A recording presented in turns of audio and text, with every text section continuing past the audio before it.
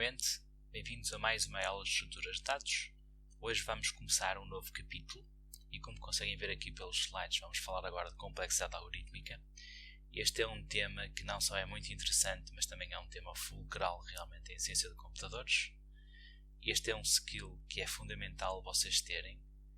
Se vocês tiverem um algoritmo, como é que vocês conseguem realmente medir até que ponto é que ele é eficiente? Como é que vocês conseguem prever o tempo que ele vai demorar sem terem que realmente executar o algoritmo e ficar à espera eternamente no caso dele demorar muito tempo a terminar? Como é que vocês conseguem distinguir entre dois algoritmos quando estão simplesmente ainda a pensar neles? Porque vocês sabem quando é que um deles é melhor do que o outro. Portanto, são tudo questões que são muito importantes de se responderem e que, para serem respondidas, realmente implicam que vocês tenham alguma noção de complexidade algorítmica e de como é que realmente se podem então comparar algoritmos. Isto vai passar por falar, por exemplo, em coisas como notação BIM-OLE. Alguns de vocês já ouviram falar, outros menos, mas certamente já viram coisas online a dizer isto é ODN, ODlogDN, ODNlogDN, o que é o O, o que é portanto um θ, o que é um ômega. E portanto a ideia deste capítulo é que vocês fiquem com algumas luzes iniciais no contexto das estruturas de dados.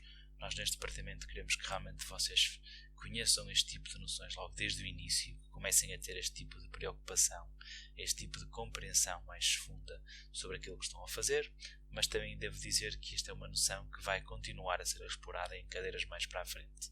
Portanto, não pensem e não fiquem preocupados, não é, de que estes sejam conceitos que apenas sejam explorados nesta aula de estruturas de dados.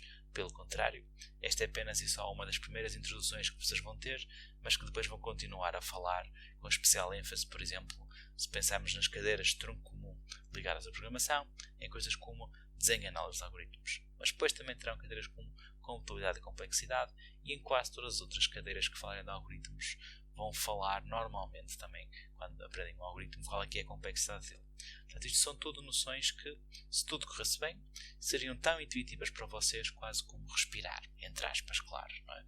Mas a ideia é que vocês realmente compreendam o que é que está a acontecer e genuinamente compreendam. Ou seja, não há um tipo de matéria que seja suficiente quanto a mim ficar com uma ideia por alto e tal e esconder, a dizer nunca vou precisar disto. Não, pelo contrário, se vocês se habituarem sempre a usar isto, vão ver que estas são noções muito úteis, são intuições que vocês ganham, que fazem toda a diferença quando estão a pensar num algoritmo e que são toda a diferença entre pensar na informática como uma ciência versus simplesmente ser um utilizador. Também, portanto, eu quero mesmo que vocês tenham brio naquilo que estão a fazer e que compreendam o que nós estamos a falar aqui quando queremos falar em eficiência.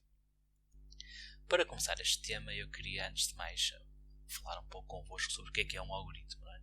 Isto é claramente o tipo de aula onde eu ia gostar muito de ter interação com vocês durante a própria aula presencial. Portanto, com pena minha, não posso ter esse componente, não é? Mas vou responder eu por vocês, imaginando que tipo de resposta que vocês teriam. Não é? E, portanto, se eu vos perguntasse o que é um algoritmo, há muitas maneiras de descrever. Não é algo que seja muito fácil de descrever, por exemplo, aos nossos pais ou aos nossos avós. Não é? Ainda ontem os meus pais me diziam, quando vieram tentar, digamos, falar comigo por telefone, e tal, ouvi falar na televisão, ou na televisão naquele caso, nas notícias que eles estavam a ver online, estavam falando em algoritmos, isto é aquela coisa que tu fazes, não é, Pedro? E eu, sim, mãe, é o tipo de coisa que eu faço e tal, mas é uma coisa que ainda é algo confusa, não é, para muita gente, e portanto é bom que vocês também consigam explicar a alguém que não é de informática que é isto um algoritmo. Não é? E se nós pensarmos que é um algoritmo, então, nós poderíamos dizer que é um conjunto de instruções que devem ser executáveis para resolver um problema. Okay? Portanto, há aqui muitas coisas logo a acontecer. Ou seja, para nós termos um algoritmo, nós precisamos ter instruções. Okay? E vamos já ver N exemplos de algoritmos, mas é preciso então ter um conjunto de instruções. As instruções têm que ser executáveis, ou seja, têm que ser compreensíveis e têm que ser, digamos, tem que haver maneira de nós podermos fazer as instruções que são dadas e elas têm como motivação resolver um problema. Okay? Portanto, não adianta ter um algoritmo sem ter um problema. Nós temos que ter um algoritmo para resolver um dado problema. Portanto, o problema dá-nos a motivação para haver um algoritmo. Não é? Se o problema for, como é que eu consigo passar as estruturas de dados? Um algoritmo pode ser ver os vídeos das aulas teóricas, fazer as práticas. Não é? E, por outro lado, as instruções têm que ser executáveis. Portanto, não adianta nada dizer, para passar a unidade curricular de estruturas de dados é só chegar ao exame e responder tudo corretamente. Nós de Sherlock, não é? Portanto, se responderem tudo corretamente, claro que vão ter a nota máxima, mas é necessário que responder tudo corretamente seja executável, neste caso pela máquina aluno. Okay? E, portanto, um algoritmo então não passa de um conjunto de instruções executáveis para resolver um problema. Normalmente, nós temos mais do que um algoritmo para resolver o mesmo problema. Se eu for perguntar a mais do que um de vocês qual é a melhor maneira de passar as estruturas de dados, se calhar vamos ter respostas ligeiramente diferentes. Se eu vos perguntar qual é que é a melhor maneira de resolver um dado problema informático, qual é que é a melhor maneira de resolver o problema número ED095 ou ED098, nós podemos ter vários algoritmos. Como é que nós podemos escolher entre esses vários algoritmos? Por outro lado, se eu tiver um algoritmo, eu também tenho que ter uma maneira de o representar. Ou seja, eu tenho que ter maneira de descrever as instruções que no fundo definem o que é o algoritmo de uma forma que seja suficiente para que a audiência o entenda.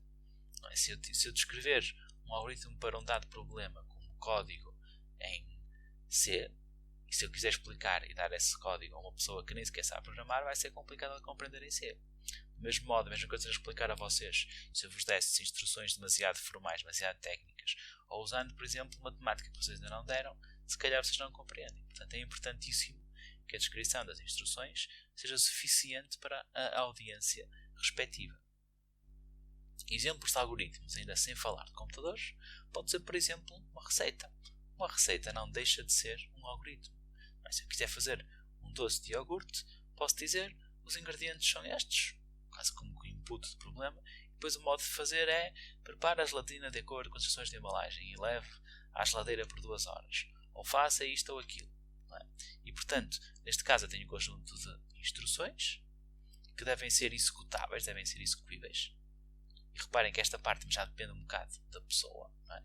Se vocês forem cozinheiros, se calhar as instruções podem vir escritas de uma certa maneira, descritas de uma certa maneira, de maneira que a audiência, se for um cozinheiro, consegue entender. Mas se calhar, se for qualquer comum mortal a tentar cozinhar, pode haver algumas coisas que têm que ser explicadas um bocadinho mais em pormenor, de maneira que elas sejam compreensíveis pela audiência. Portanto, quando eu quero chegar com isto, é que nós estamos cheios de algoritmos por todo lado. Os algoritmos são um bocadinho ubíquos, estão em todo lado.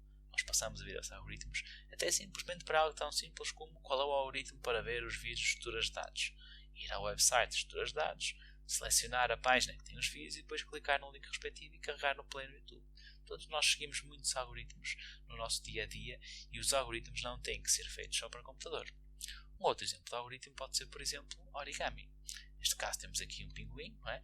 O símbolo do Linux. Eu só para dar um bocadinho mais de background ao que estou a falar, vou deixar ficar aqui um vídeo enquanto estou a falar, mas um origami não deixa de ser um exemplo de um algoritmo. Não é? Neste caso, as instruções podem ser dobrar ao longo de uma certa linha, okay? Ou então, por exemplo, se fosse necessário, poderia ser cortar, poderia ser colar, mas em todo caso nós temos um conjunto de instruções e a ideia é que, seguindo essas instruções, nós conseguimos então resolver um problema. Neste caso, o problema era como fazer um pinguim. É a motivação. E neste caso, as instruções eram então dobragens do papel. E a representação neste caso, em vez de ser texto com ondas de iogurte, era uma representação um bocadinho mais pictórica. E que em teoria deve ser preparada para que a audiência consiga entender. E isto é uma maneira de representar o algoritmo. Um vídeo seria uma outra maneira de representar um algoritmo muito semelhante. Há muitos mais algoritmos então sem ser com o computador. Uma outra hipótese poderia ser o cubo de Rubik. Por exemplo, se eu tivesse a dar esta aula fisicamente, normalmente eu trago comigo um cubo de Rubik e há sempre um ou outro aluno que sabe resolver o cubo de Rubik. Se eu perguntasse a esses alunos se existe algum tipo de algoritmos por trás, eles iam-vos dizer que sim. Não é? Que isto resolver um cubo de Rubik, como devem imaginar, não é propriamente estar a mexer à sorte até resolver, pelo contrário. Aliás, se vocês forem um chamado speed solver, né, se forem tentar alguém que resolve realmente muito rápido, até tem algoritmos um bocadinho mais eficientes, mas de um modo geral, qualquer pessoa, nós poderíamos ensiná-lo como resolver o cubo e poderíamos ensiná-lo como resolver o cubo dando um algoritmo que é mais fácil de compreender e um algoritmo um bocadinho mais universal. O algoritmo pode ser algo como, para resolver o cubo vamos começar por resolver a face cimeira. Depois, para resolver a face cimeira vamos começar por resolver as coisas que estão aqui no meio. Depois, para resolver as do meio vamos começar por resolver os cantos. E depois, para conseguir mexer os cantos, vamos repetir estes 4 movimentos para conseguir fazer rodar. E por aí adiante. Portanto, nós podemos ter algoritmos para resolver algo como um cubo de Rubik. Portanto, isto são só alguns exemplos de casos da vida real. Nós temos algoritmos. estão mais habituados a pensar em algoritmo no contexto realmente de informática, no contexto de um programa de computador, mas isso é só uma versão possível de um algoritmo. Okay? Por exemplo, no caso do cubo de Rubik, da receita e se quiserem do origami, não é? O que nós tínhamos aqui era então algo cujo computador, cuja máquina seria um ser humano. E, portanto, desse ponto de vista, a maneira como as instruções são descritas tinham que ser pensadas para um humano e não para um computador, como é o caso de uma linguagem de programação. Mas, portanto, a versão de ciência de computadores, a versão de computer science, o que é um algoritmo, é parecida, não é? Mas é mais particular, mais característica. E nós podemos dizer um bocadinho que os algoritmos são as ideias por trás dos programas. E estas ideias são fundamentais. Aliás, um bom nome para a ciência de computadores poderia ser algo como a algoritmia. Okay? Porque realmente, no cerne de tudo aquilo que nós fazemos em computer science, no cerne de toda a informática, estão os algoritmos. E estas ideias são completamente independentes da linguagem de programação e da máquina. São completamente transversais. Se eu souber como é que eu faço algo, se eu souber como é que pesquiso um elemento, se eu souber o que é uma pesquisa binária, se eu souber o que é uma ordenação, esse conceito, essa ideia, esse algoritmo, não depende da linguagem de programação, não depende da máquina. Muitas das vezes, inclusive, a ideia até pode ser feita literalmente manualmente por uma pessoa. Portanto, só é algo muito mais fundamental e que aparece muito antes de depois como é que se concretiza na prática. Okay? Portanto, os algoritmos são a gênese de tudo aquilo que existe na informática e são realmente as ideias que existem por trás de qualquer programa. E, portanto, tal como antes, os algoritmos servem para resolver um problema. E para resolver um problema, normalmente, a maneira como nós descrevemos, a maneira um bocadinho mais à computer science, é: existe um dado input e a ideia do algoritmo é pega nesse input e produz um output com aquilo que é a solução esperada. Dando um exemplo clássico de um problema, numa versão então muito mais à la computer science, né? É assim um bocado que nós queremos descobrir um problema, é assim que vocês normalmente veem até o problema descrito quando estão, por exemplo, a ver um chat, mas no modo genérico é assim que nós queremos descobrir um problema quando queremos, do lado da informática, de explicar o que é um problema. Neste caso, um exemplo clássico poderia ser então um problema de ordenar números. Okay? Portanto, imaginem que, neste caso, o input é uma sequência de números. Não é? Por exemplo, se eu chegasse agora aqui e quisesse ter um quadro, a sequência de números poderia ser, imaginemos, um 1, um 3, um 4, um 2. Okay? E se eu dissesse que isto era um input, o output esperado é uma permutação dos números, ou seja, uma maneira de pegar nos números e mudá-los eventualmente de ordem, de tal modo que o número que aparece primeiro tem que ser menor ou igual ao número que aparece em segundo, tem que ser menor ou igual ao número que aparece em terceiro e por aí adiante. Portanto, se neste caso isto fosse o input, o output neste caso seria 1, 2, 3, 4. Okay. Se o input fosse 6, 3, 7, 9, 2, 4, o output seria 2, 3, 4, 6, 7, 9. E fica completamente definido sem nenhuma ambiguidade qual é que é o problema. Já tenho o input e tenho um dado output. E num caso como este, realmente então, existem mais do que uma ideia possível para resolvê-lo. Ou seja, existe mais do que um algoritmo possível. Vocês já falaram de alguns algoritmos de ordenação. Já falaram de ordenação, por exemplo, na cadeira do primeiro ano de programação imperativa, ou no caso de alguns de outros cursos, na cadeira equivalente de programação 1. Não importa qual é que foi a linguagem. Por exemplo, quem não é DCC provavelmente aprendeu em Python. Quem esteve em cursos mesmo do DCC, como Ciência de Computadores ou MIRC, aprendeu em C, e no entanto as ideias são as mesmas. Eventualmente falaram de coisas como Quicksort, Bubble Sort. Aproveito, não é? E já agora acrescento aqui mais um bocadinho de cultura popular. Tem umas animações muito engraçadas, não faço ideia se os vossos docentes respectivos já vos mostraram ou não, mas conseguem ver a versão dança do Bubble Sort, do Quicksort, do Merge Sort, não é? E portanto, por exemplo, se virem aqui um fantástico Bubble Sort versão dança, não é? Veem aqui o 8, que é o valor que está a ser trocado, está com o 2, e portanto vai ser trocado e avança para aqui, depois dança com o 5 e avança. E portanto, se quiserem divertir-se um bocadinho, um dia podem ver aqui um bocadinho mais para a frente os Algorithmics, onde tem toda uma série de algoritmos, a começar as ordenações, Quicksort, Merge Sort, Shell Sort, Select and Sort, Bubble Sort, Insertion Sort, tudo isso versão dança húngara. Voltando então um bocadinho atrás onde estávamos, e portanto temos então o que é um algoritmo e como é que descrevemos um algoritmo. Para acrescentar um bocadinho mais de vocabulário, de terminologia, para garantir que vocês depois podem usar estes termos sem grandes aflições, ou pelo menos que os compreendem quando eu digo, a ideia então é que percebam então o que é o problema, o input e o output. Também, portanto, o input é só o que é dado ao algoritmo e o output é qual é que é a saída esperada do algoritmo. Nós já falámos também de muitos algoritmos durante as nossas aulas. Okay? Já falámos de algoritmos, por exemplo, quando nós falamos como é que se fazia um add first, um add last, um remove first, um remove last nas nossas listas, no fundo também eram algoritmos pequeninos, mas não deixavam de ser. Não é? Para adicionar no início da lista, eu tenho que criar um novo nó, modificar o apontador do início, para remover o último eu tenho que percorrer a lista e etc, etc. Okay? Portanto, todos aqueles pequenos métodos que nós falámos até agora. Okay? Como é que se faz um contains, um add, um remove nos conjuntos, como é que se faz um push ou um pop numa pilha, como é que se faz um enqueue e queue numa fila. São tudo pequenos algoritmos. E também, de certo modo, não é? Há outros algoritmos que podem usar essas estruturas de dados como legos mais básicos. Ou seja, como cada vez nós estamos a aumentar um bocado o vocabulário e depois quando eu falar o que é um push ou um pop é como se fosse uma instrução já um bocadinho de mais alto nível. Do mesmo modo, não é? Quando vocês estão a descrever uma receita, se calhar estão a dizer misture A com B, ou quando estão a fazer dobrar, dobra o papel e não estão a dizer a mais baixo nível como é que tem que movimentar o braço, ou ainda a mais baixo nível como é que têm que dar sinais aos músculos para eles poderem movimentar. Okay? Portanto, as instruções têm tendência a cada vez irem subindo mais de nível, desde que vocês conheçam o mais baixo nível como é que podem fazer. Portanto, as estruturas de dados surgem aqui um bocado como legos básicos para aumentarem então o nível das instruções que vocês conseguem dar. Nós já falámos, por exemplo, de escalonamento em round robin, que usava uma pilha, que era aquele, não é, para escalonar um bocadinho o tempo que cada processo tinha direito, ou então a parte de ver se uma expressão está bem balanceada, também usava a ideia de uma pilha, não é? Ou então a parte para simular atendimento numa caixa de supermercado, num balcão de um banco, num aeroporto, numa cidadão, que usava a noção de fila. Okay? Portanto, são tudo exemplos de algoritmos e os algoritmos são realmente ubíquos no sentido em que aparecem em todo lado. Se eu vos perguntasse, mas quais são as propriedades que vocês querem num algoritmo? O que é que classifica um algoritmo para nós podermos dizer que o algoritmo é um bom algoritmo? Há várias coisas que nós queremos, não é? Mas antes de mais, aquilo que nós queremos num algoritmo é que ele seja correto. Okay? E para ser correto, ele tem que resolver todas as instâncias do problema. O que é isso de uma instância? Uma instância é um possível input. Por exemplo, para o problema da ordenação, um possível input seria um 342. Outro possível input seria um 432. Outro possível input seria 100 números aleatórios, whatever. Okay? Mas a ideia é que, para o algoritmo estar correto, ele tem que resolver todas as instâncias do problema. E antes de qualquer outra coisa, essa é que é a parte mais importante.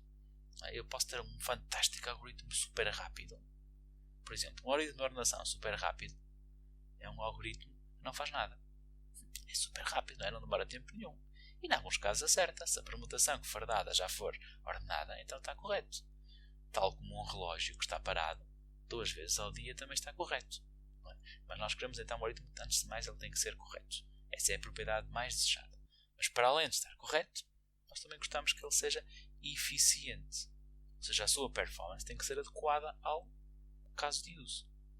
Se vocês estiverem a trabalhar para a Google e estiverem a trabalhar no motor de pesquisa, se calhar não é propriamente execuível, não é, que vocês demorem 1 minuto a dar uma resposta. Porque nenhum de vocês, quando colocam uma pesquisa no Google, quer estar à espera de ficar 1 minuto até que venham quais são as páginas que vocês querem ver. E, portanto, desse ponto de vista, não é? Se tem uma performance, ela tem que ser adequada. Em alguns casos tem que ser na ordem de milissegundos. Em outros casos, por exemplo, se calhar 1 minuto é perfeitamente execuível e não há problema. E essa performance tem que ser adequada do ponto de vista não só do tempo, mas também de outro tipo de recursos, como por exemplo a memória. Vocês vão ver depois ao longo da vossa carreira académica, e há em alguns casos também estruturas de dados, que a mais velha troca em algoritmos é trocar tempo por espaço. Muitas das vezes é realmente possível nós sermos mais rápidos, gastarmos mais memória e gastarmos menos memória trocando isso por tempo. Não é?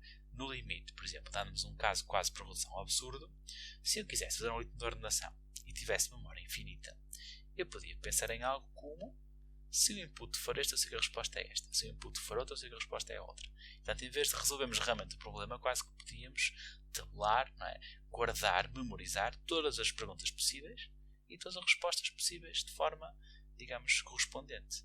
Porquê é que normalmente nós não resolvemos problemas dessa maneira, guardando todas as soluções possíveis? Porque há demasiados inputs possíveis. Não é? Porque é que vocês não aprendem, espero eu, a fazer um exame dessa maneira, sem compreender nada, simplesmente tentando decorar? Se a pergunta for esta, a resposta é esta. Se a pergunta for esta, a resposta for esta. Porque há perguntas a mais possíveis. Está bem? Mas em todo caso, se tivessem memória infinita, era uma estratégia plausível e seria bastante rápido. E portanto, não é só o tempo que importa, também é a memória. Embora nós venhamos a falar mais vezes só da parte temporal, na verdade, a parte de memória, a parte de espaço, também normalmente deve ser tida em conta e muitas das vezes, repito, posso trocar uma coisa pela outra. Mas vamos ver aqui já mais casos. Portanto, o algoritmo tem então que ser correto e tem que ser eficiente, e este eficiente deve ser dependendo de qual é o caso de uso.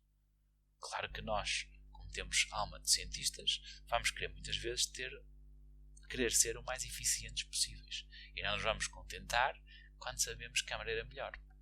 Mas por outro lado, se conhecerem o princípio KISS, Keep It Short and Simple, a ideia é que muitas das vezes, se for mais rápido de implementar, se for menos suscetível de ter erros, e se mesmo assim for mais do que suficiente para o caso do que têm, então não é vergonha nenhuma fazer algo.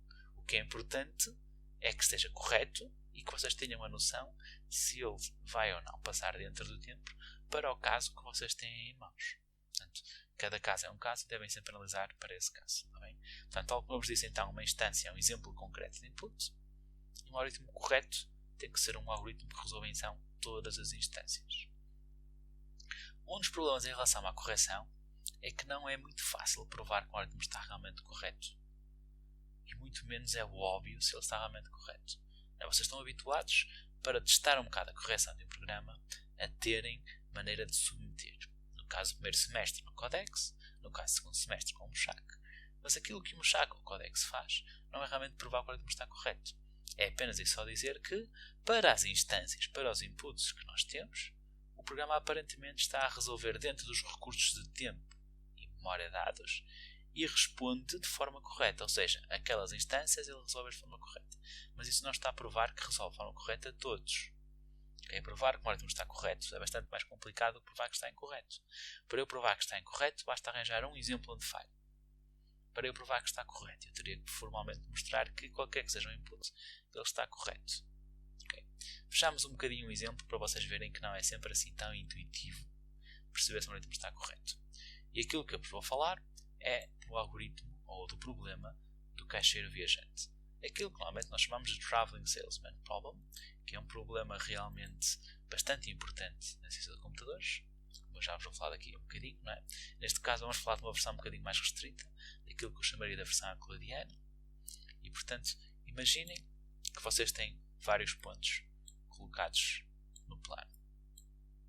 Temos assim aqui uma série de pontos, e imaginem que nós queremos, este é o input, uma série de pontos, e que nós queremos como output um caminho que começa num ponto, visita todos os outros pontos e regressa ao ponto inicial.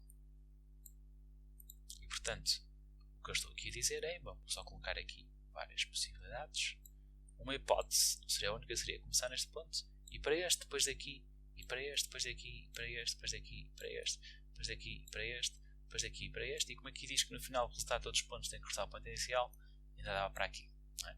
Outra hipótese seria fazer isto, depois isto, depois isto, depois isto, depois isto, depois isto, depois isto, e depois voltar ao inicial. Outra hipótese seria fazer assim, assim, assim, assim, assim, assim, assim, e depois já estamos a voltar ao inicial. Okay? Portanto, há aqui várias maneiras de fazer, e nós queremos, dentro de todas estas maneiras, nós queremos não só um caminho, falta se calhar até aqui uma coisa no slide, mas sim o caminho que percorre menos distância, ou se quisermos o melhor caminho. Podem pensar um bocado como o caixeiro viajante é preguiçoso, ou é eficiente, é económico, e portanto quer o caminho, dentro de todos os caminhos possíveis, aquele caminho que seja o menor.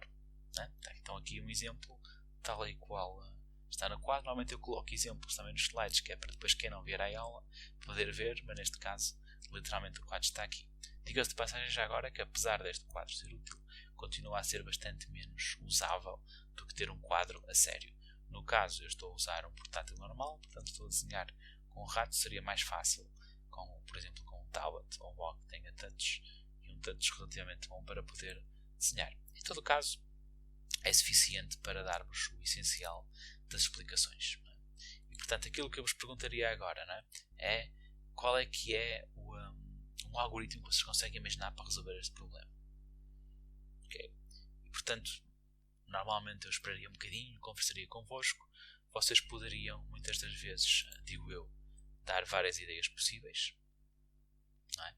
E, portanto, a ideia que normalmente surge como uma ideia que surge naturalmente ou intuitivamente é aquilo que nós chamamos da heurística do vizinho mais próximo. Vou já falar um bocadinho, não é?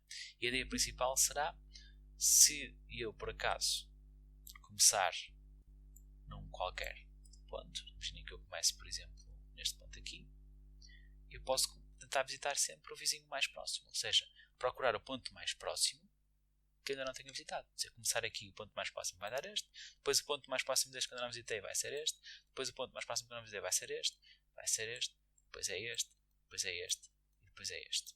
Okay? Então, neste caso, isto gerava um caminho como este. E é uma heurística, uma maneira de pensar, não é? Que até é muito parecida com aquilo que eventualmente vocês pensavam na vida real. Se vocês agora, em tempo de quarentena, quiserem ser eficientes e ficarem encarregues pela família de, olha, tens que passar na farmácia para buscar medicamentos, tens que passar a seguir no supermercado e depois tens que passar, imaginemos, no talho e depois tens que passar na loja de eletrodomésticos e a seguir tens que passar na oficina para arranjar um pneu, imaginemos. E portanto isto era uma possibilidade, uma instância do problema, e uma heurística normal, uma estratégia normal seria eu começar a visitar o ponto mais próximo. Ou seja, estou mais próximo do supermercado, vou começar ao supermercado. E depois, ao sair do supermercado, penso qual é o mais próximo, é a farmácia, vou à farmácia. Okay? Então, isto é um algoritmo perfeitamente possível. Nós chamamos de heurística porque, como vamos ver já agora, chama-se heurística porque não é necessariamente correto.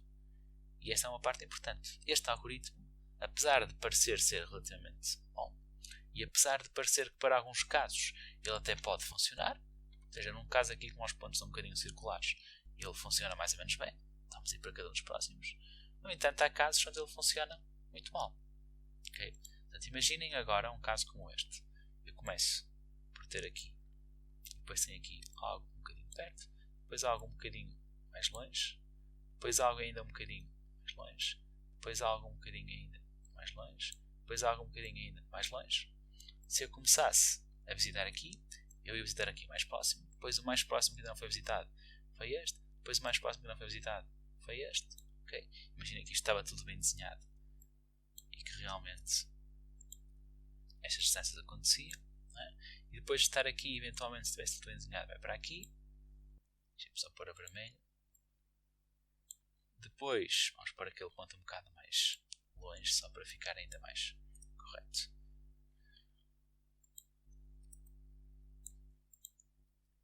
Depois, se eu tivesse aqui um ponto, este teria de ir para aqui e depois ainda voltar ao início. Não é? E claramente, isto não é provavelmente a melhor estratégia possível. Não é? Porque para um caso como este, seria muito melhor, em vez de estar sempre aqui de um lado para o outro, de um lado para o outro, como um pêndulo, eu simplesmente ir para aqui, e depois de chegar aqui, percorrer, por exemplo, aquilo tudo e depois começar a voltar até chegar. Okay? Portanto, este é um caso claro onde esta estratégia não é necessariamente a melhor, a parte de ir para o vizinho mais próximo. Isto está aqui um bocadinho colocado neste caso. Não é? Se eu começasse aqui no 0, isto iria para o 1, que depois iria para o menos 1, que depois iria para o 3, depois iria para o 5, depois iria para o 11, depois iria para o menos 21. É igual aqui o mesmo tipo de zigue-zague, quando seria muito mais fácil começar por ir para um lado, depois fazer isto tudo e depois voltar. Okay? Então eu quero só chegar aqui um bocadinho, é só que a heurística do vizinho mais próximo, pese embora seja plausível e não dê um caminho completamente absurdo, não garante descobrir a solução ótima. E se nós queremos encontrar a solução ótima, então essa heurística, essa aproximação está condenada ao fracasso. Portanto, que outros algoritmos é que eu poderia usar para resolver um caso como este? Vou voltar aqui e tirar um bocadinho aqui as setas. Uma hipótese possível para um caso como este seria usar uma estratégia diferente. Imagina uma estratégia que diz: vamos adicionar uma ligação ao par de pontos mais próximo, tal que os pontos estão em componentes conexas diferentes. Já olhando para aqui, qual é o par de pontos que está mais próximo? É este. Agora, dentro dos que não estão ligados, qual é o que está mais próximo? É este. Dentro dos que estão ligados agora, os que não estão ligados, qual é o que está mais próximo? São estes dois. E depois, qual é o que está mais próximo? São estes aqui. E depois, qual é o que está mais próximo? São estes aqui. Ok? E depois, no final, adiciona a ligação dos dois pontos dos extremos que ligados. Ou seja, faltava só ligar agora este com este. E tínhamos o caminho que, neste caso, então, era o ideal. Ok? isto é um outro algoritmo possível, diferente do vizinho mais próximo. Continua a ter uma ideia que é parecida, mas agora eu estou a conseguir ligar coisas que podem estar ao outro lado. Portanto, imaginem um caso como este. Tem aqui 2 pontos, tem aqui 2 pontos. Este algoritmo ia começar por tentar ligar estes 2 e só depois ligava logo a seguir estes 2. Não é? Portanto, consegue ter uma estratégia que é diferente. Mas, mais uma vez, esta estratégia não está necessariamente correta. E reparem que não é nada fácil, olhando para aqui, e conseguir ter a certeza disso. E, mais uma vez, para provar que está incorreto, basta pensar num único caso onde falha. Para provar que estava correto, alto e para o baile. Era bastante mais complicado. Okay? E, portanto, se quiserem ver um exemplo de um caso onde falha, imaginem um caso como este, onde eu tenho nós que, do ponto de vista da parte do y, ou seja, da parte vertical, eles têm distância 1 menos um dado um epsilon. O epsilon pode ser 0.0001 ou 0.1, não importa. O que importa é que é um bocadinho menos que 1. E a distância, do ponto de vista horizontal, é um bocadinho mais que 1 mais epsilon. E, portanto, o algoritmo que começa por ligar os pares de pontos que não estão ligados, que estão mais próximos, começa por ligar este com este, este com este e este com este, porque estão todos a distância 1 menos epsilon, enquanto que assim estão a distância 1 mais epsilon.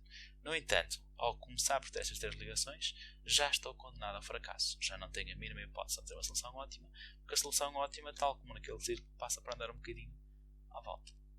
Portanto, mais uma vez, o que nós fizemos aqui foi enganamos aquele algoritmo e arranjamos um caso onde ele é quebrado. Estes 2 algoritmos são então heurísticas, porque são algoritmos que são aproximados, e ao mesmo tempo são heurísticas que são greedy, também conhecidas como gulosas ou gananciosas ou ávidas. Vamos falar desse tipo de algoritmos muito mais para a frente, noutras cadeiras, como desenho e análise de algoritmos, mas ficam a saber que são conhecidos como algoritmos greedy, que para alguns casos podem estar corretos, neste caso não dão origem a uma solução que é necessariamente ótima. Mais uma vez, não quer dizer que a solução seja absurda, simplesmente não é garantidamente ótima. E, portanto, precisamos de uma outra ideia, precisamos de um outro algoritmo, e um outro algoritmo possível para este caso seria aquilo que nós chamamos carinhosamente de força bruta. E o que é isto de força bruta? A força bruta, neste caso, seria vamos testar todos os caminhos possíveis. Mas o que é um caminho possível no contexto do Traveling Salesman Problem? Um caminho possível no contexto deste Traveling Salesman Problem é uma permutação. Não é? Se eu tivesse os nós colocados, vamos agora aqui apagar. Aqui. Backspace, backspace, backspace. Se eu tivesse os nós aqui colocados, por exemplo, este fosse o nó A, este fosse o nó B, este fosse o C, este fosse o D, este fosse o E, este fosse o F e este fosse o Q. E este caminho começando no A era o caminho representado por A, B, C, D, E, F, G. Mas outro caminho possível seria A, C, B, D, E, F, G. Ou então A, E, D, C, B, F, G. E por aí adiante. Okay? Ou seja, uma permutação corresponde a um caminho possível. A uma ordem na qual nós visitamos todos os nós, todas as localizações que são importantes para este caixeiro viajante. E, portanto, uma solução para este problema poderia ser: vamos testar todos os caminhos possíveis. E para cada uma das permutações, para cada um dos caminhos possíveis, nós vemos qual é o custo de fazer esse caminho. A distância desta permutação, por exemplo, é a distância de A para B mais a distância de B para C e por aí adiante. E se o custo da permutação que eu estou a testar for menor que o menor custo, então guardo. De todo modo, eu testo todas as permutações possíveis, todos os caminhos possíveis, e dentro desses todos guardo melhor. Embora possa parecer absurdo, eventualmente do ponto de vista de vocês conseguirem imaginar que isto pode demorar muito, na realidade a solução está correta, que é a primeira característica que eu quero de um problema, ou de um algoritmo. Já as outras duas soluções, não é, que eu mostrei anteriormente, o vizinho mais próximo ou escolher o par mais próximo, são mais rápidas, mas não estão corretas. E embora o primeiro exemplo que eu vos dei correto não era um programa que nem fazia nada, que era super eficiente, neste caso não estamos provavelmente muito diferentes. Porque dependendo de qual é que é o caso de utilização, nós podemos não nos dar ao luxo de falhar. Até podemos ter um caso onde é suficiente que esteja mais ou menos bem. E como é que classificam mais ou menos bem? Neste caso, puramente, nós podemos dizer que os dois algoritmos anteriores estão incorretos. Ponto. Não respondem sempre otimamente. Enquanto que este responde otimamente. Agora, realmente demora muito tempo. Não é? Quanto tempo demora? Quantas permutações é que há? Eventualmente devem-se lembrar, não é? Que para calcular as permutações de n números nós usamos fatorial. Portanto, como é que está, digamos, essa análise combinatórica? Aqui um bocado até já falámos outra vez de permutações e só pode dar um bocado outra vez de intuição. E noutras aulas vamos voltar a falar de permutações, quando falamos, por exemplo, de recursividade. Mas o que importa aqui a perceber então é que o fatorial é um número que cresce muito rapidamente. Okay? Por exemplo, o fatorial de 20 é igual a 20 vezes 19, vezes 18, vezes 17 para diante. E portanto é um número que é bastante alto. E este número é tão alto que realmente eu posso-vos dizer, não é? Que uma solução deste género, mesmo que eu só tivesse 20 locais para visitar, já nunca mais conseguiria calcular realmente em tempo útil. Ou seja, mesmo o computador mais rápido do mundo não conseguiria calcular todas as permutações de 20 números. E quanto tempo é que demoraria? Conseguem ter uma noção? Portanto, uma pergunta que eu também faria depois era se conseguem ter uma noção de quão rápido é o vosso computador, quanto tempo demora cada instrução. Mas daqui a um bocadinho já responderam um bocadinho a isso, para terem uma ideia da ordem da magnitude. Seja como for, este problema que eu vos mostrei, o Traveling Salesman Problem, então, e considerar então que realmente é um dos problemas mais clássicos e mais importantes em ciência de computadores, e é importante porque tem mesmo muitas aplicações. Mesmo na sua forma mais pura, não é? A parte de visitar pode ser literalmente pensar como é que nós podemos enviar veículos, se formos uma empresa, por exemplo, como os Correios ou de entrega de encomendas, em que nós queremos entregar as encomendas nas casas todas e queremos que o caminhão no final volte ao ponto inicial com o seu trabalho. Mas é também útil noutros sítios, como por exemplo no caso da análise genómica. Vocês não têm que saber, mas quando estamos a falar de sequenciar um organismo, o problema subjacente implica que nós tenhamos que, de certo modo, montar um pouco qual é que é o genoma, e algumas estratégias de montar o genoma passam por construir aquilo que nós chamamos de um grafo, uma rede, um conjunto de interações entre nós, no qual um dos problemas subjacentes é precisamente como é que se consegue fazer um caminho que passe por todos os nós, ou chamado um caminho de Hamilton. Okay? Portanto, dito de outro modo, este TSP não só é um problema que é engraçado, digo eu, não é? Como tem realmente muitas aplicações reais. Okay? Aliás, se eu vos mostrasse a página da Wikipedia também Salesman, basta ver o tamanho da página para conseguirem compreender que realmente isto é um problema que é um problema bastante conhecido, bastante estudado, okay? E com muitos casos de aplicação. Neste caso, a versão que eu estava a dar é restrita, era euclidiana, no sentido em que eu estava a desenhar pontos no espaço. Veja, é um caso muito específico de TSP. Não é? Mas a versão mais genérica, quando não tem que ser euclidiana, é realmente um problema que é muito difícil, para o qual não se conhece uma solução eficiente. No contexto para este capítulo já vos vou dizer o que eu quero dizer com eficiente. Mas para já podem só pensar um bocadinho como não é conhecida nenhuma solução que seja aceitável do ponto de vista do tempo que demora. Okay? Não há nenhuma solução realmente boa desse ponto de vista que dê resultados sempre ótimos. A solução que eu vos mostrei, testar as hipóteses todas, as permutações todas, tem complexidade, e vamos falar disto mais para a frente novamente, mas tem um tempo que é proporcional a n fatorial. Há soluções melhores. Por exemplo, o algoritmo de Descartes tem complexidade de 2 elevado a n ao quadrado, que é menor do que n fatorial, que é precisamente este tipo de coisas que nós vamos falar mais para a frente. O que é isto de O(n) fatorial, O2n, 2 elevado a n ao quadrado? Também, portanto, é este tipo de análise, que é este O, que nós vamos falar agora nas próximas aulas. Outra coisa interessante, não é que seja obrigatório saber, é que realmente o TSP pertence a uma classe de problemas que nós vamos conhecer mais para a frente, então, noutras cadeiras, que é conhecido como NP-hard. Okay? E a pressão de decisão deste problema, se é ou não possível fazer um caminho com um certo tamanho, é NP completo. Portanto, estes problemas são tão difíceis quase como aqueles que se conhecem, não é? Ou seja, são realmente extremamente difíceis. E são problemas tão importantes que se vocês conseguissem arranjar uma solução dita eficiente para este problema, seja que corresse em tempo polinomial, vamos já para a frente o que é isso, tempo polinomial, e que resolvesse corretamente as instâncias, vocês ficariam ricos. Porque literalmente resolviam um dos problemas mais importantes que ainda está em aberto e receberiam $1 milhão. E eu realmente ficaria fado vocês conseguissem resolver isso, mas podem acreditar que se estiverem a pensar numa solução eficiente, provavelmente ou não é realmente eficiente do ponto de vista algorítmico, ou então esqueceram-se de algum caso. Mas isso são outras calendas. Se eu vos perguntasse então, como estava a dizer há um bocadinho, quantas instruções é que faz um computador atual por segundo? Só uma aproximação, uma ordem de grandeza, não é? Se eu fizer um ciclo de 1 até 1000, isso é instantâneo, não é? E um ciclo de 1 até 100.000? E um ciclo de 1 até 1 milhão? E um ciclo de 1 até 10 milhões? Quer dizer, quanto tempo é que é quanto tempo? para termos uma ideia um bocadinho quantas instruções faz o computador. Claro que isto depende da velocidade do computador, okay? Mas como vamos voltar a ver ainda neste capítulo, a velocidade do computador é completamente secundária, negligenciável no grande esquema das coisas. Ou seja, é mesmo muito mais importante ter um bom algoritmo versus ter um computador que seja rápido.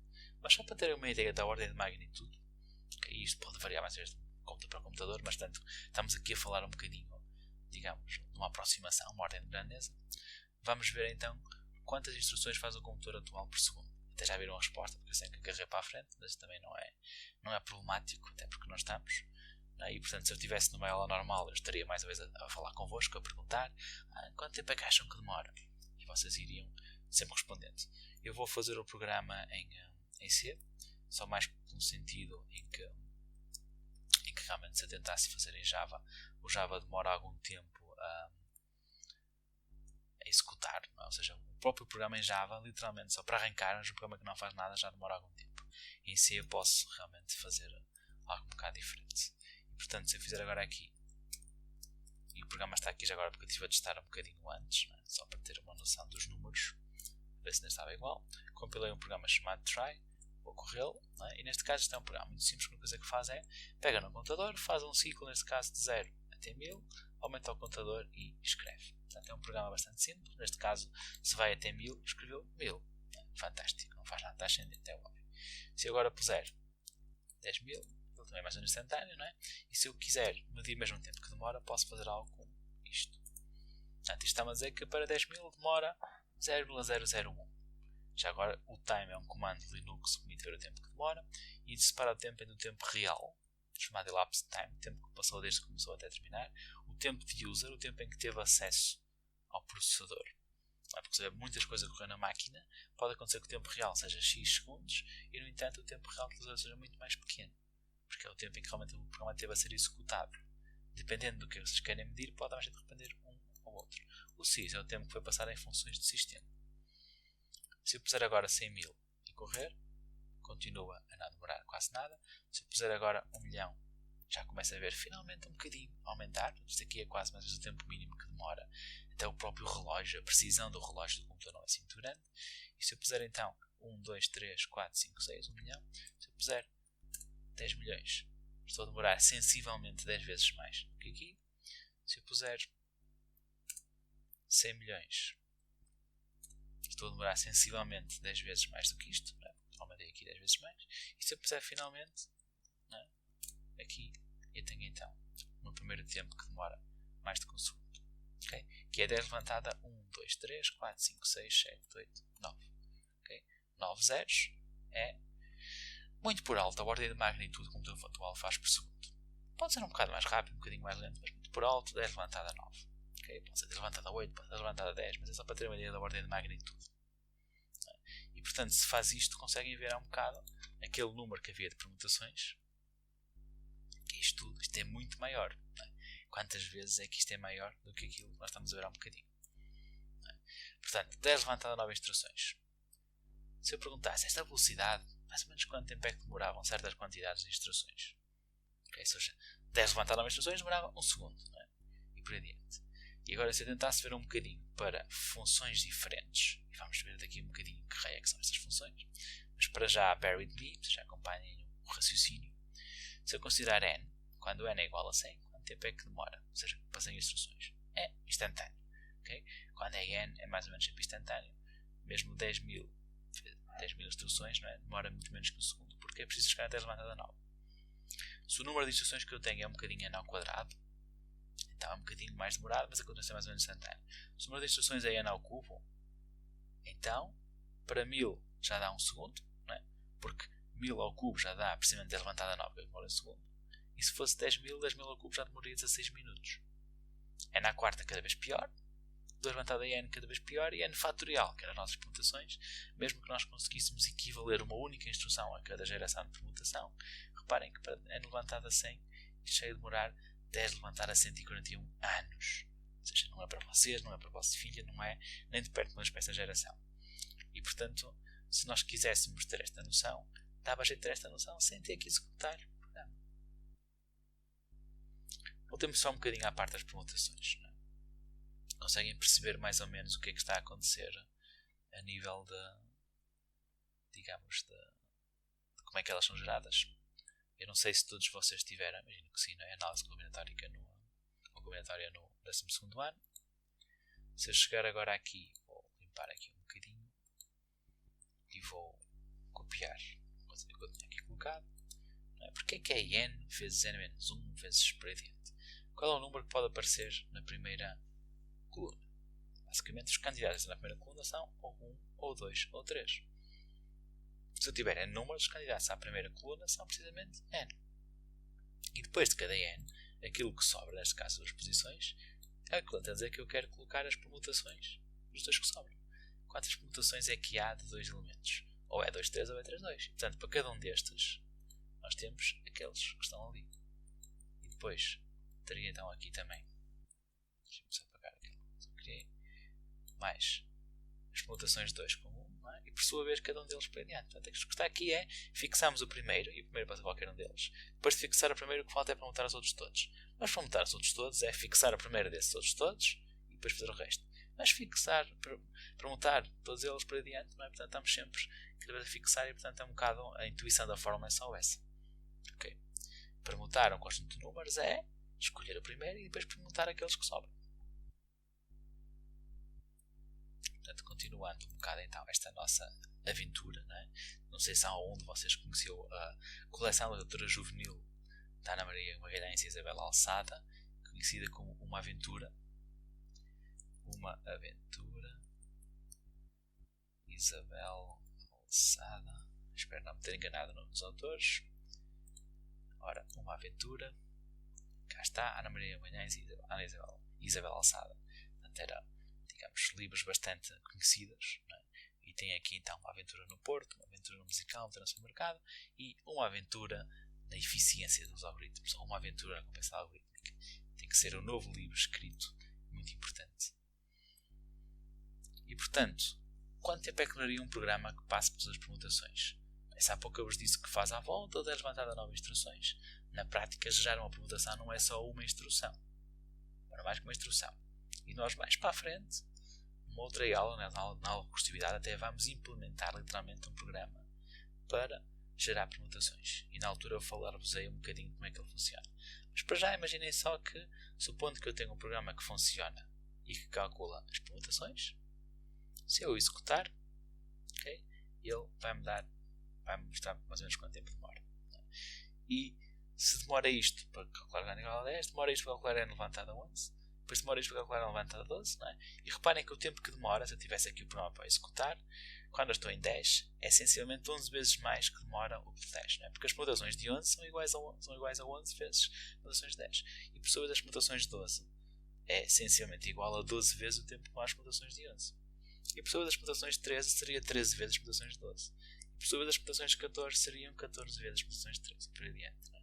Portanto, para n igual a 20, já iríamos demorar 5.000 anos. Okay? Não é brincadeira.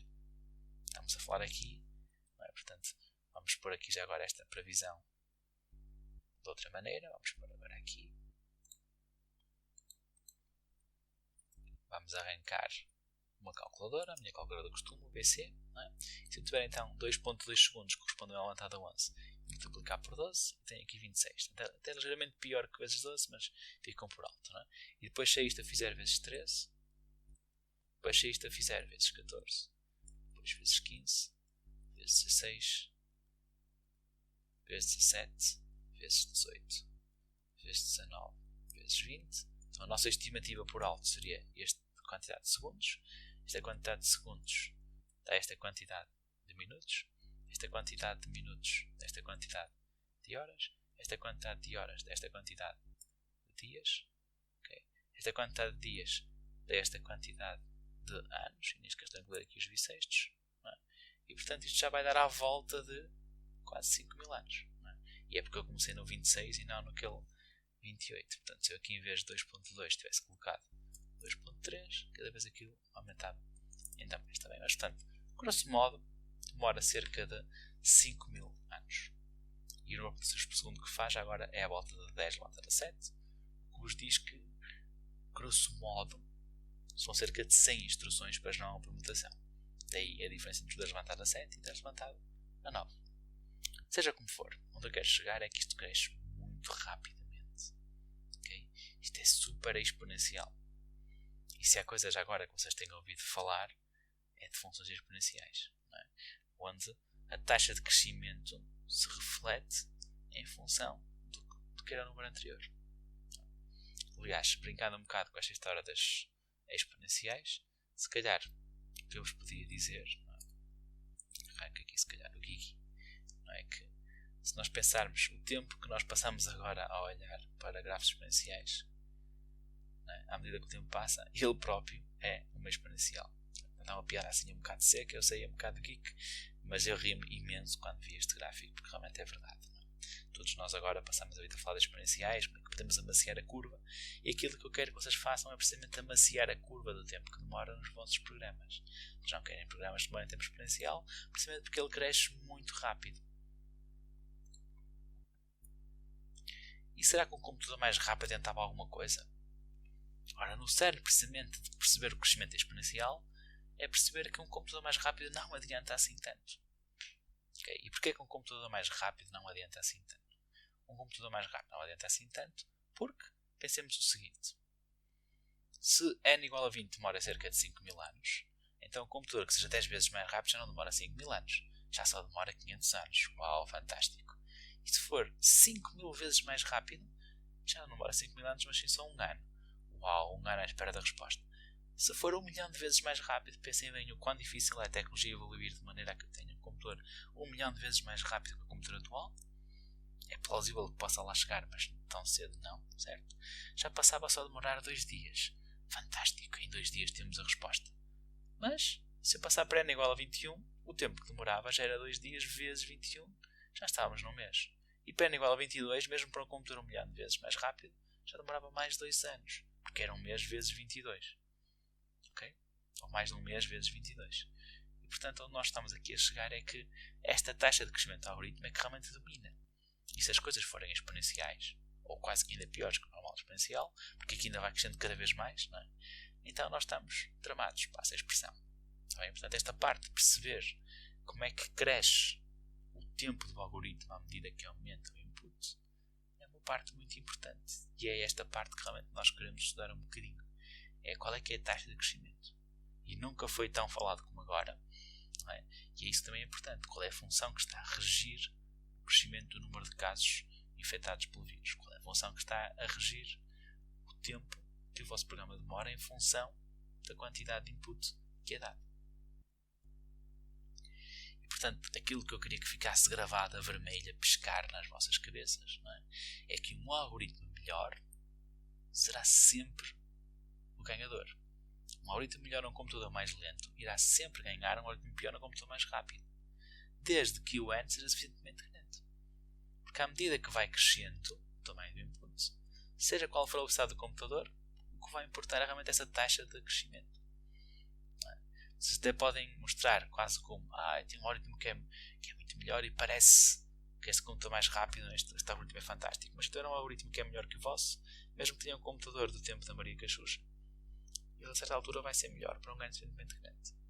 Ou seja, um algoritmo bom, a correr num processador super antigo, com o Space Shuttle quase, não é? Em comparação com o melhor supercomputador que existe hoje em dia, esse algoritmo melhor vai sempre dominar e vai sempre demorar menos tempo para um tamanho suficientemente grande. Se tiver um algoritmo que não seja, digamos, por exemplo, neste caso fatorial, seja algo muito mais pequeno, então nenhum computador 1 milhão de vezes mais rápido vai conseguir demorar menos. E portanto, algumas perguntas que se colocam um bocado aqui, não é? Ok, fantástico, vamos acreditar que realmente é muito importante perceber esta parte e que realmente acontece isto, não é? E portanto eu vou querer então conseguir prever o tempo que um algoritmo demora. Okay? Ou seja, eu vou querer, dado um algoritmo, perceber, ele vai demorar 5.000 anos, ou ele vai demorar 2.000 anos. De preferência, sem ter que executar o algoritmo e esperar 5.000 anos que ele demora a terminar. Não dá jeito nenhum. Pelo contrário, não é plausível. Estão habituados a submeter ao que ele diz extremamente excited, ok? Porque sabem que o tempo limite é relativamente pequeno, não é? Mas a ideia é que vocês querem prever e em muitos dos casos nem sequer perder o tempo a implementar, porque já conseguem prever que vai demorar mais tempo do que aquilo que é plausível para este caso. Para além de prever, também queremos conseguir comparar dois algoritmos diferentes. E portanto esta parte é também fulcral. Não é? Ou seja, são as duas tarefas fundamentais que vamos falar agora um bocadinho, não é? Que é como é que eu prevejo o tempo como programa de memória e como é que eu consigo comparar algoritmos diferentes. Como é que eu consigo pegar no meu algoritmo, pegar no vosso e dizer não, o meu algoritmo é melhor que o teu, ou não, o meu algoritmo é pior. Okay? De maneira um bocadinho mais concreta e menos abstrata. E para isso, nós vamos querer então ter uma metodologia para conseguir responder. Okay? Vamos querer realmente ter uma maneira sistemática que nos permita comparar algoritmos e prever o tempo que eles vão demorar. E no contexto desta cadeira vamos focar um bocadinho a nossa atenção no tempo de execução. No entanto, nós podemos medir outras coisas. Podemos medir, por exemplo, então a memória. Okay? Portanto, podemos falar em complexidade temporal e complexidade espacial. O tipo de coisas que se fazem é muito semelhante. O raciocínio é equivalente. Por uma questão de simplificação, ou pelo menos de haver tempo a explicar tudo, vamos normalmente concentrar-nos na parte temporal.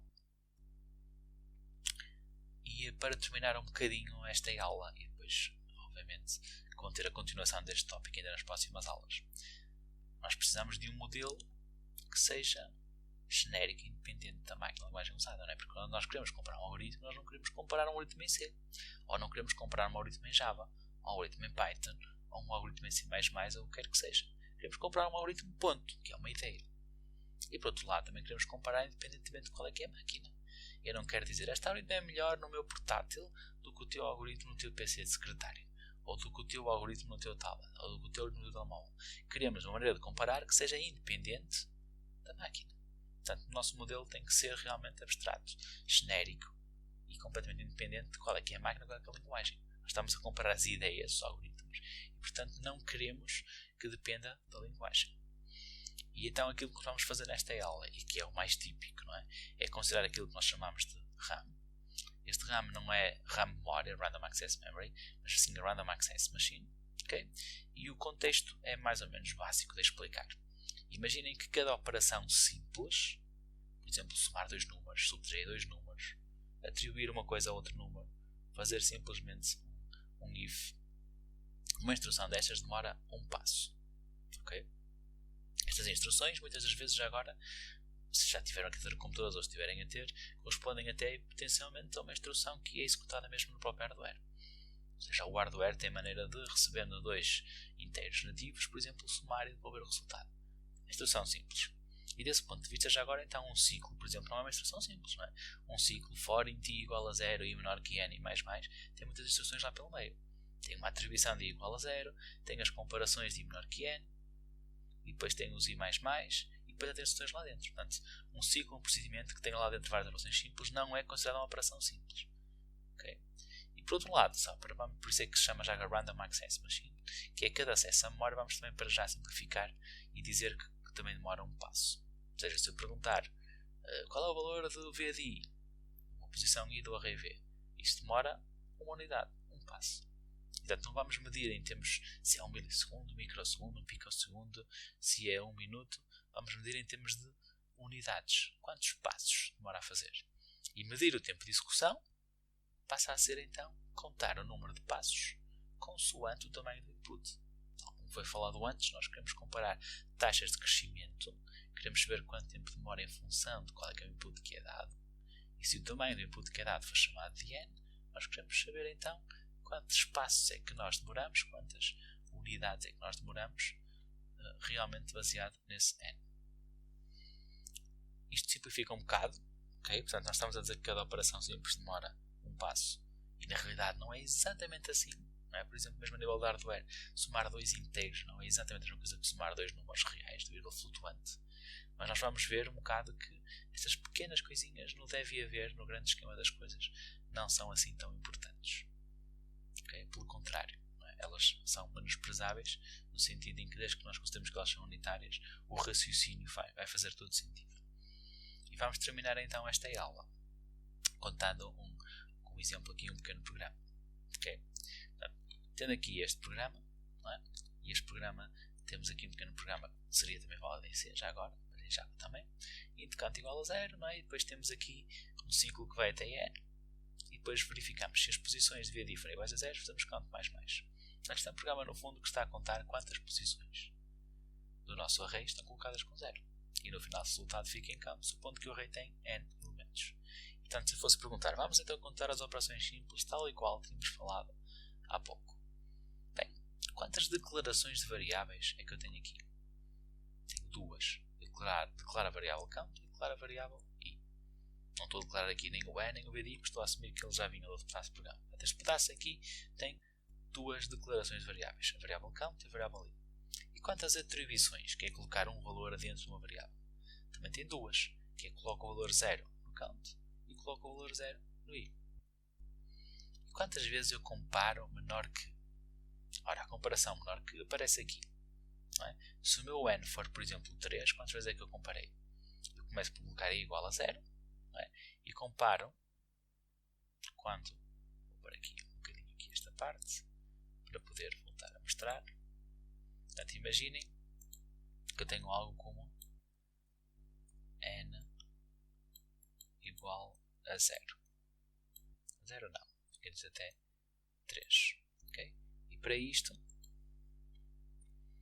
eu vou começar por ter i igual a quê? I igual a 0. E quando pergunto aqui, 0 é menor que 3? Não.